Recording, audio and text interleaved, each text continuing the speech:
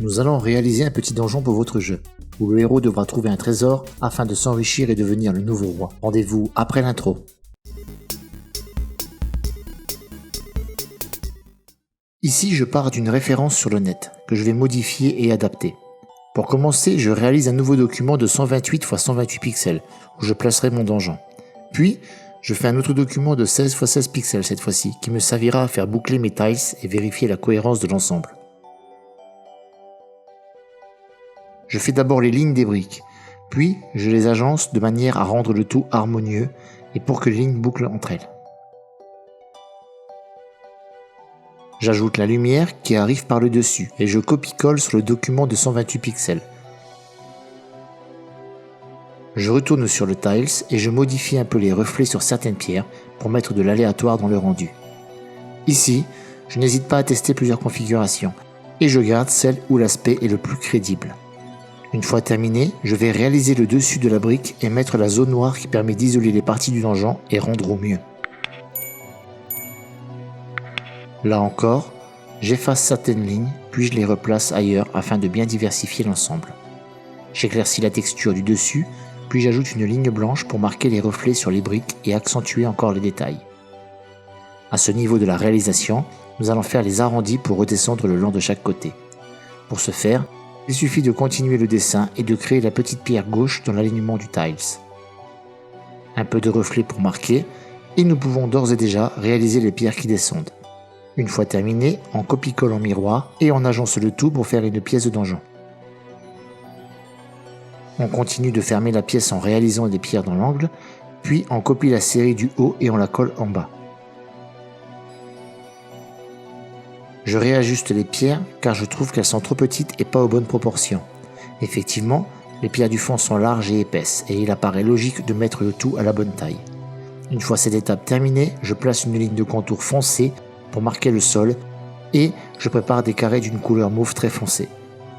Je viens placer des petites croix d'ombrage et les premiers reflets de lumière pour mettre le tout en volume. Également, je viens dessiner l'ombre de cette pièce. Pour accentuer encore le rendu, j'agrandis mon canvas en appuyant sur la touche C, puis en changeant les paramètres à 256 x 256 pixels. Après avoir recentré le tout, je termine le placement des reflets sur les dalles. Il est temps de créer une porte pour sortir de cette salle, car sinon nous risquons de mourir de claustrophobie. Pour ce faire, rien de compliqué.